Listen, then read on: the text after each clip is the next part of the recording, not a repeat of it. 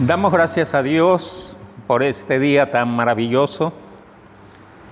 Alabamos la misericordia de Dios y como naciones alabamos a Dios, como pueblos de Dios le alabamos, y la única razón es porque Él ha engrandecido sobre nosotros su misericordia y reconocemos que su fidelidad es para siempre. Aleluya, amén. Seguimos con nuestro tema, hablando de los Salmos, parte 5. E iniciamos del Salmo 42, donde conocemos ya que hace parte del segundo libro de los Salmos, comprendidos en el Salmo 42 al 72. Y decimos que hay muchos salmos de alabanza, pero los hay también de rogativa, de peticiones y acciones de gracia, como el 17 que lleva el título de Oración de David. Hay fragmentos o trozos en los salmos que nos hacen recordar que en el Antiguo Testamento el israelita consideraba la prosperidad material como una evidencia del placer de Jehová con él y la adversidad como un castigo por la mala conducta. Por esto, los salmistas clamaban por la prosperidad y protestaban como si fuera por los contratiempos. Quedaba para otra época que el Señor dijera: bienaventurados sois cuando por mi causa os vituperen y os persigan y digan toda clase de mal contra vosotros, mintiendo. Mateo 5:11. Lo que podemos darnos cuenta como la otra cara de la moneda en la infinita misericordia de Dios. A Dios lo que es de Dios y al César lo que es del César. Recordemos que el mismo Satanás se quejó de la prosperidad de Job y dijo: al trabajo de sus manos has dado bendición. Por tanto, sus bienes han aumentado sobre la tierra. Job 1:10. Cuando hablamos y pronunciamos la palabra Satanás, tiene un significado y es de origen hebreo esta palabra y significa acusador o adversario. Y él te incita, te seduce al mal. Y cuando eres seducido, cuando caes, envía su emisario para acusarte y asimismo avergonzarte. Él es el acusador, el adversario, el enemigo, el león rugiente que solo quiere devorarte. Así que podemos entender también que el apóstol Pablo experimentó ambas situaciones y dejó dicho en Filipenses 4:12, en sus Biblias, Filipenses 4:12, cuando dice: sé vivir humildemente y sé tener abundancia, en todo y por todo estoy enseñado, así para estar saciado como para tener hambre, así para tener abundancia como padecer necesidad. Cuando hablamos de este versículo de Filipenses 4:12, es fácil decirlo, pero en la práctica, difícil de asimilar. Y tiene mucho que ver la búsqueda de beneficios aún en contra de los principios bíblicos. Y queremos que a cada momento invertir el orden, haciendo todo al revés. Y es por eso que muchas veces buscamos las añadiduras en vez de buscar primero el reino de Dios y la justicia de Dios, como lo dice la palabra en Mateo 6:33. Recordemos que en este estudio de los salmos vamos a encontrar salmos penitenciales. Desde tiempos antiguos se han identificado 7 salmos como penitenciales y son la lamentación poética de hombres que en sufrimiento corporal sentían que el pecado era la causa de su aflicción y por esto expresan: arrepentimiento y claman por la misericordia divina. Son de David mayormente, por ejemplo, el 51 y el 32, en el contexto de su caída con Betsabé. Encontramos el 6, el 38 y el 143 de los tiempos de la rebelión de Absalón, y quizás el 102 también. El Salmo 130 es una plegaria de la congregación, quizás cuando rumbo a las santas convocaciones. Por eso dice el Salmo 130, 3 y 4, dice: si mirares los pecados, ¿quién, oh Señor, podrá mantenerse? Pero en ti hay perdón para que seas reverenciado.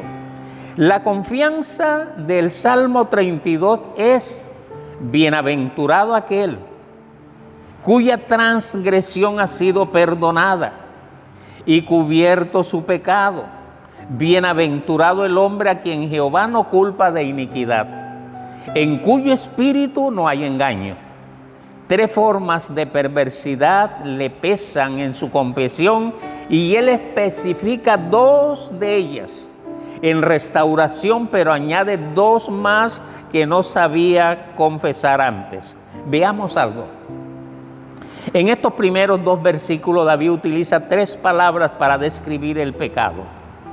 La idea de la transgresión es cruzar la línea, desafiar la autoridad divina. La idea de pecado es quedar corto o de errar al blanco. Y la idea de iniquidad es de estar torcido o distorsionado. Entonces, en los primeros 2 versículos, David utiliza 3 términos para describir lo que Dios hace para deshacerse del pecado. La idea de ser perdonada es el quitar la carga o la deuda de aquella persona. Y la idea detrás de cubierto es aquella de la sangre de sacrificio para cubrir el pecado. La idea detrás de no culpa es de cuentas por pagar, no son tomadas en cuenta. Ojo, cada salmo penitencial es lúgubre al comienzo y cada uno termina con una nota positiva, unos más que otros. Al leer estos salmos conviene buscar el punto de cambio. Por ejemplo, el 102 termina sus primeros 11 versículos triste, como mis días son como sombra que se va, pero enseguida la sección final comienza con: mas tú, Jehová, permaneces para siempre. De acuerdo con alguna literatura judía antigua, los levitas recitaban un salmo cada día de la semana. Los domingos el Salmo 24, los lunes el Salmo 48, el 82, los martes, los miércoles el 94 y el 81, los jueves, los viernes el 93 y durante el sábado o sabbat el 92. Los días de ayuno se leía el Salmo 104 y en la milenaria ciudad de Jerusalén, frente al muro occidental, conocido también como el de las Lamentaciones, se debía recitar el Salmo 79. Comentarios. Recordando los salmos del 38 al 46 leídos, el Salmo 38 es la súplica de un orante que reconoce en su pecado la causa de la enfermedad que lo oprime. Especial atención merecen los versículos 14 y 15, que manifiestan la sordera y mudez del salmista ante los ataques de los enemigos y el desprecio de los amigos. Hay ciertas palabras o nombres que encontramos en el encabezamiento o título de los salmos, como es el caso de Jedutun, J-E-D-U-T-U-N, Jedutun, Salmo 39, por ejemplo. Entonces, según la Biblia, en hebreo significa elogiador. Jedutún significa elogiador, nombre propio de un levita de los hijos de Merari, que era el director de la música del tabernáculo en tiempo del rey David. Asimismo, recordamos algo del comentario del Salmo 39, versículo 1. Yo dije, atenderé a mis caminos. Para no pecar con mi lengua, guardaré mi boca con freno, en tanto que el impío esté delante de mí. El salmista, molesto y disgustado con la vida, sintiendo un deseo de murmurar y quejarse, pero consciente de que sus palabras son observadas o escuchadas y sus enemigos malvados, listo para usarlas contra él. Entonces ha resuelto mantener un silencio completo en cualquier caso mientras los impíos están a su lado o a su vista. ¿Cuánto daño hemos causado contando nuestras intimidades en el camino del Señor ante los oídos acuciosos de los que no conocen del Señor? Como respuesta, es necesario guardar nuestra boca, nuestra lengua, en determinados casos. ¿Quieres hablar a rienda suelta?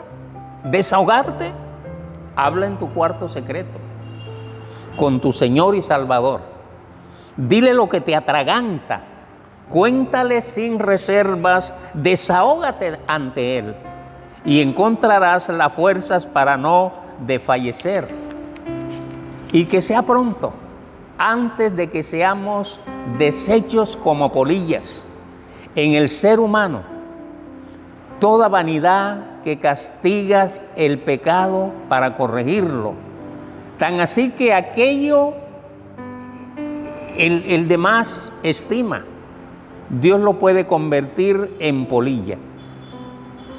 El Salmo 39 en su comentario parece algo curioso, que en el versículo 7 el rey David se quedó en espera de una respuesta cuando clamó, ¿qué esperaré?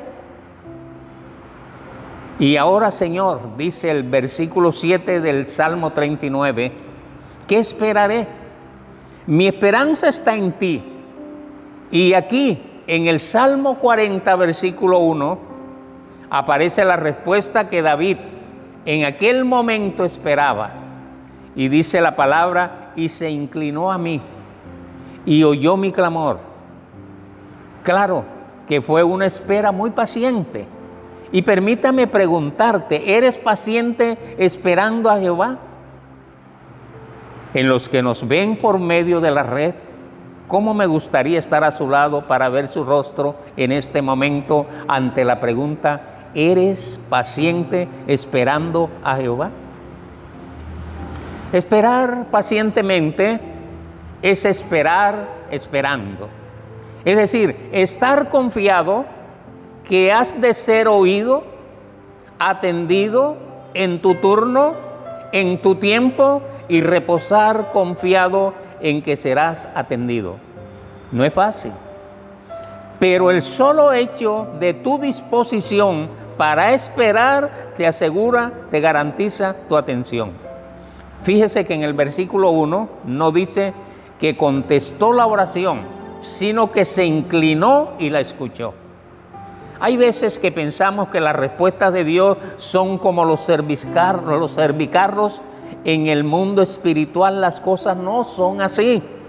Es necesario pacientemente esperar a Jehová. Decide decirle a tu alma hoy, espera, no lo puedo entender, pero espera, tú me lo enseñarás. Asimismo hay que confiar, porque cuando Dios se inclina y escucha, lo primero que te da no son cosas materiales. Te saca del pozo de la desesperación. Es como decir, me sacó de esos intentos fallidos de resolver mis problemas con mis propias herramientas. Eso es un lodo cenagoso. Ahora, ¿cómo se cura la desesperación? No es con una desespirina, 365 miligramos, con una posología de 1 miligramo cada día. No. Pero escucha esta pregunta: ¿cuál es la roca sobre la cual tu vida y la mía deben estar cimentadas? Esa roca es Cristo. De momento usted ve una luz donde no había luz, una puerta donde no había puerta, pero como ya no estás desesperado porque has esperado con paciencia, no sales corriendo, sino que te quedas quieto para ver lo que la mano de Dios hará. Y es ahí cuando entramos al versículo 3, cuando dice: pone en tu boca cántico nuevo. Salir de ese estado depresivo, agonizante, y se produce un cambio de actitud en tu vida. Y es cuando puedes adorar, cuando puedes alabar a Dios, aún con lágrimas en los ojos, entrando en el Selah de Dios, en el tiempo de Dios. Seguimos comentando salmos que ya hemos leído. Y recordamos en el Salmo 41, cuando dice: bienaventurado, cuán feliz, dichoso. ¿Quién? Es la pregunta. Y la respuesta es: el que piensa en el pobre. Note lo que dice Proverbios 14, 21. Peca el que menosprecia a su prójimo, pero el que tiene misericordia de los pobres es bienaventurado, es dichoso, es feliz. Las ventajas de vivir conforme a los principios de Dios se pueden ver en las siguientes expresiones. Cuando la palabra dice: lo librará Jehová. ¿De qué cosa? Del mal, en el día malo. Escuchamos otra que dice: lo guardará. Y eso de lo guardará se refiere a guardarlo también del mal y de sus consecuencias. También hemos leído que le dará vida. Entonces el creyente tiene vida, y es más, vida en abundancia. Y asimismo leemos que dice: lo sustentará. En medio de la enfermedad, Dios te sustentará. Ahora, en el versículo 4 de ese Salmo 41, dice: yo dije: Jehová, ten misericordia de mí, sana mi alma, porque contra ti he pecado. Recordamos que Saúl dijo: he pecado. Pero David enfatizó: he pecado contra ti, he pecado contra Dios, he pecado contra mi Señor. Entonces, cuando decimos: sana mi alma, porque contra ti he pecado, David sabía que había hecho mucho bien, pero que esto no borró sus pecados. Él entendió que sus pecados estaban dirigidos en contra de Dios y que esto le hacía como si fuera una persona enferma o herida. ¿Quién necesitaba sanidad para su alma? Su cuerpo estaba enfermo, pero más importante, su alma estaba también enferma. Podemos pensar en al menos 3 maneras en las que David necesitaba sanidad para su alma.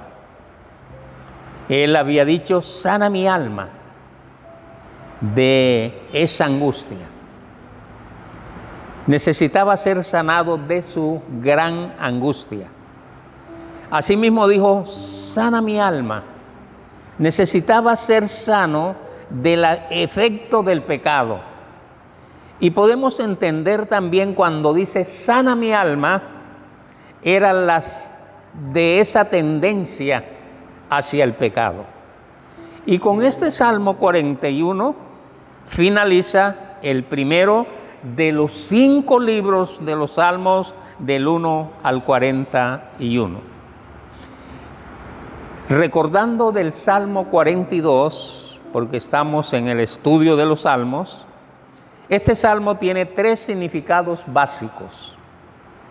Primero, David suplica a Dios para que lo librara del enemigo. Segundo, David le suplica a Dios que lo libre de los malos líderes religiosos. Y tercero, David intercede ante Dios a favor de Israel y sobrepone su canto ante la turbación que su alma sufre, pero le brinda a su Dios y libertador su canto de adoración y de alabanza, porque él dice: salvación mía y Dios mío. Nota, observe cómo terminan los Salmos 42:11, Salmo 42:11 y el Salmo 43:5. Entonces allí podemos darnos cuenta en el Salmo 42, Salmo 42:11, que dice así. Dice: ¿por qué te abates, oh alma mía? ¿Y por qué te turbas dentro de mí? Y termina diciendo el versículo 11: espera en Dios, porque aún he de alabarle, salvación mía y Dios mío.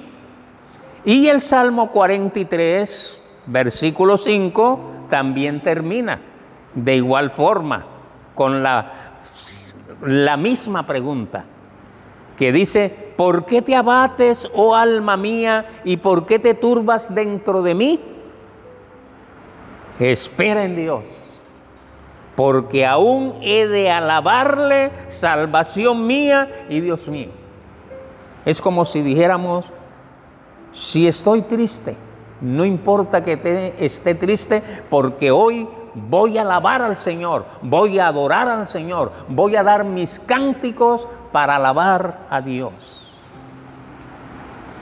Así que, iglesia, este Salmo 44 tiene una cruda y clara honestidad con Dios.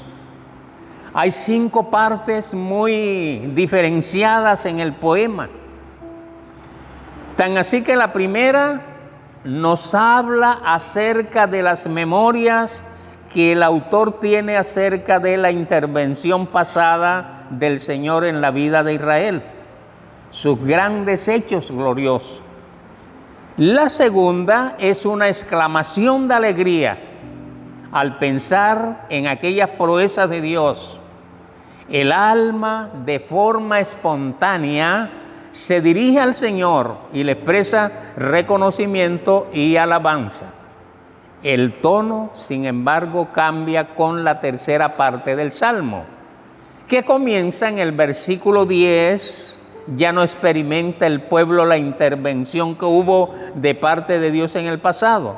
Y en la cuarta parte, que tiene su inicio en el versículo 18, muestra la sorpresa de David, porque hasta donde él puede entender, no ha habido quebrantamiento del pacto y la alianza, y consecuentemente no tiene ningún sentido lo que está sucediendo. No le encuentra la lógica ni la explicación. Entonces la parte final del Salmo, la que he producido aquí, nos muestra una expresión de dolor del pueblo que se siente olvidado y abandonado por su Dios. Ese es en su pensar humano, pero en la infinita misericordia de Dios sabemos que la palabra nos enseña que Dios no se olvida de sus hijos. Entonces, este Salmo nos presenta la venida de Cristo para establecer su reino en la tierra.